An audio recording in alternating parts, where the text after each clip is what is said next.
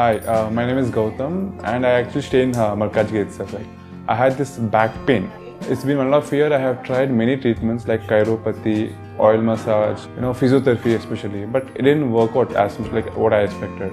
I strongly suggest homeopathy. You people can carry on with the homeopathy. Area Malkajgiri, and doctor name is like Nagesharov, and the clinic name is Neocare Homeopathy. సింహం వారి కనుక చూసుకున్నట్లయితే మీకు పంచమ స్థానంలో కుజుడు, అష్టమంలో శని, లాభస్థానంలో ఈ రెండు ఎనర్జీస్తో కూర్చున్నటువంటి గురువు, లగ్నంలో కేతు ఉన్నాడు. ఈ యొక్క గ్రహస్థితిని అనుసరించి అసలు మీకు ఏ విషయాల పట్ల జాగ్రత్తగా ఉండాలి? పంచమ అష్టమాలతో తిరుగుతుంది ఈ యొక్క గోచారం అనేటువంటిది.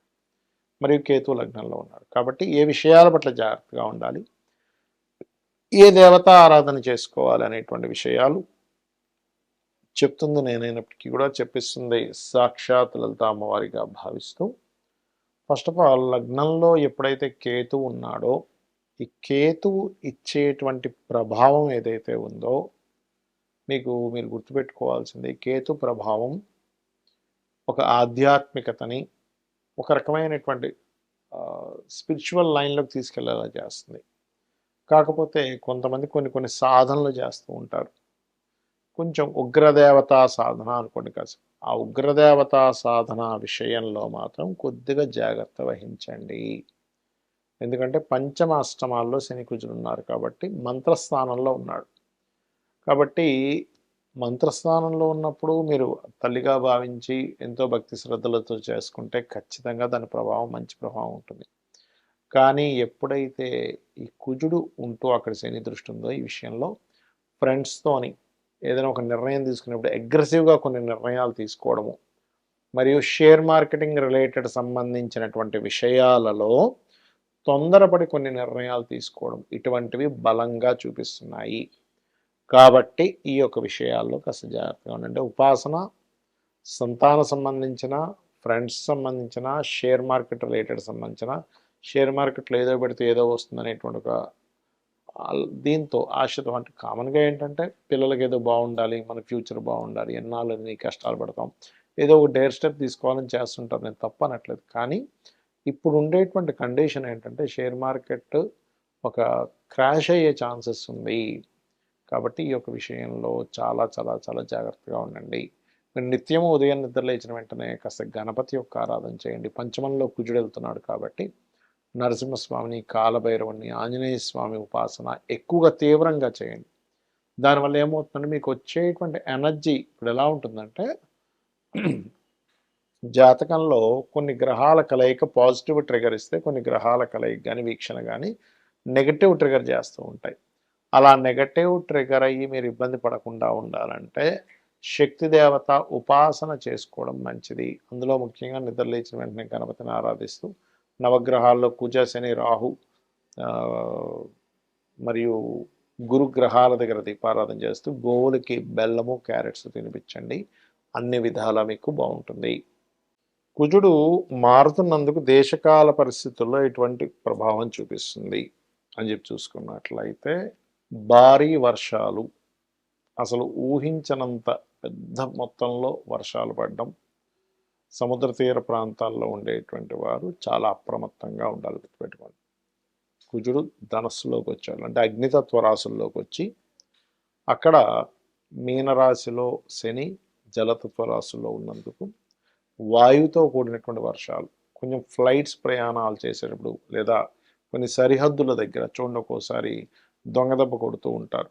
కుజుడు పోలీసులకి లేకపోతే మిలిటరీ వాళ్ళకి, ఆర్మీ రిలేటెడ్ సంబంధించిన వాటికి కారకుడు కాబట్టి ఈ యొక్క విషయంలో కాస్త జాగ్రత్తగా ఉండాలి. గుర్తుపెట్టుకోండి.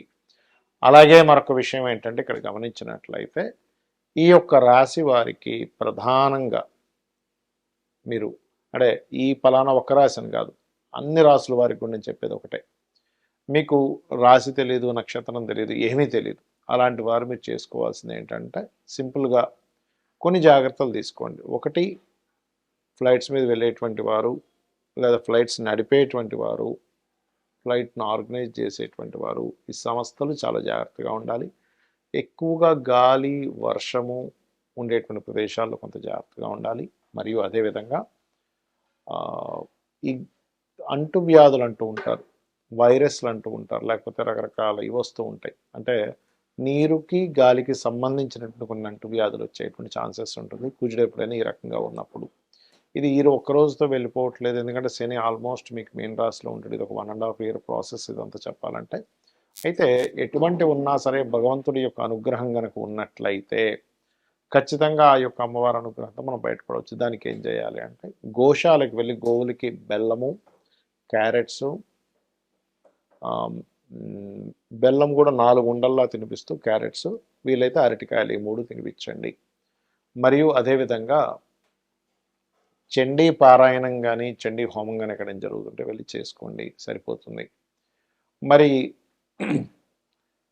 ఈ గ్రహాలు ఏ గ్రహాల దగ్గర దీపారాధన చేసుకుంటే గ్రహ అనుగ్రహం కూడా ఉంటుంది అని చెప్పి చూసుకున్నట్లయితే శని, కుజ, రాహు, గురు, ఈ 4 గ్రహాల దగ్గర దీపారాధన చేయండి అన్నమాట.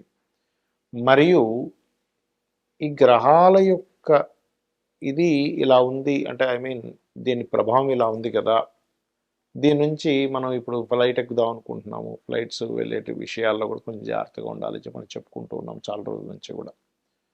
మరి దీనికి ఎట్లాగా ఏమిటి అని చెప్పి చూసుకున్నట్లయితే ఇంటి నుంచి మీరు బయలుదేరే ముందు ఒక్కసారి మీ ఇష్టదైవాన్ని తలుచుకోండి. అదేవిధంగా 12 రాసుల వారికి 12 రకాలుగా కూడా చేసుకోవచ్చు. అలాంటి మేషం వారు ఉన్నారు, గణపతిని, సూర్యుడిని లేదా నారాయణని తలుచుకోవచ్చు. వృషభం వారు ఉన్నారు, ఓం నమో నారాయణాయ అనుకుని బయలుదేరండి. మిథునం వారు ఉన్నారు, శ్రీమాత్రే నమః, అమ్మ నువ్వు నన్ను రక్షిస్తావనే భావనతో బయలుదేరండి. కర్కాటకం వారు ఉన్నారు, ఓం స్కందాయ నమః అనుకుని బయలుదేరండి. కర్కాటక లగ్నమైనా పర్లేదు, కర్కాటక రాశి అయినా పర్లేదు, ఇక్కడ నేను చెప్పేది లగ్నమైనా రాశి అయినా సరే పనిచేస్తుంది. సింహం వారు ఉన్నారు, ఓం దత్తాత్రేయాయ నమః అనుకుని బయలుదేరండి. కన్యారాశి వారు ఉన్నారు, ఓం నమో వెంకటేశాయ. తుల, ఓం దుర్గాయ నమః, ఓం దుమ్ దుర్గాయ నమః లేదా ఓం కాళికాదేవి అయి నమః. వృశ్చికం వారు ఓం కాలభైరవాయ నమః లేదా ఓం దత్తాత్రేయాయ నమః చేసుకోవచ్చు. ధనస్సు వారు ఓం లక్ష్మీ నరసింహస్వామి అయి నమః అనుకొని బయలుదేరండి ఎక్కడికైనా బయటకు వెళ్ళేటప్పుడు. అదేవిధంగా మకరం వారు అనుకోండి, చక్కగా మీరు ఓం శ్రీమాత్రే నమః లేదా ఓం లలితాంబికాదేవి అయి నమః అనుకోవచ్చు, లేదా ఓం లక్ష్మీదేవి అయి నమః అనుకున్నా సరిపోతుంది. అదేవిధంగా కుంభం వారు పర్టికులర్గా ఓం నమో నారాయణ లేదా ఓం వాసుదేవాయ నమః అనుకోండి. మీనం వారు ఓం రాజరాజేశ్వరీ దేవి అయి నమః అనుకోండి. ఇలా మీరు ఇంట్లో మనస్ఫూర్తిగా నేను బయటికి వెళ్తున్నాను తల్లి, లేకపోతే తల్లి అయితే తల్లి, తండ్రి అయితే తండ్రి అని అనుకొని మీరు నేను సురక్షితంగా వెళ్ళి వచ్చే బాధ్యత నీది, నిన్ను పూర్తిగా నమ్ముకొని బయటికి వెళ్తున్నాను అనుకున్నట్లయితే ఇప్పుడు ఉండేటువంటి ప్లానటరీ పొజిషన్స్ ఏవైతే ఉన్నాయో, ఎందుకంటే శని కుజులు పరస్పర వీక్షణ అంటారు దీన్ని.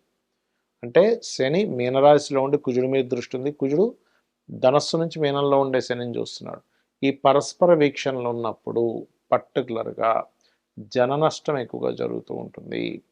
అది ఒక్కొక్కసారి బాంబు అనుకోండి, యాక్సిడెంట్స్ అనుకోండి, ఇట్లాంటివి ఉంటాయి. కాబట్టి అందరూ బాగుండాలనేటువంటి ఉద్దేశంతో ఈ యొక్క పరిహారం చెప్పడం జరిగింది. మరి కొంతమందికి ఎక్కడో విదేశాల్లో ఉంటారు, అక్కడ నవగ్రహాలు ఉండవు, కూర్చొని చక్కగా ధ్యానం చేసుకోండి, చండీ వినండి. ఎందుకంటే మనం ఎక్కడున్నా కూడా యూట్యూబ్లో చండీ పారాయణం కొడితే వస్తుంది. చండీ చేయించుకోలేమండి, నాకు అంత ఇది లేదు, స్తోమత లేదు అనుకునే చండీ పారాయణం వినండి, చక్కగా అన్ని విధాలా మీకు బాగుంటుంది. ఆ యొక్క లలితాంబిక అమ్మవారి అనుగ్రహం మీకు కలగాలని మనస్ఫూర్తి కోరుకుంటూ శ్రీమాత్రే నమః.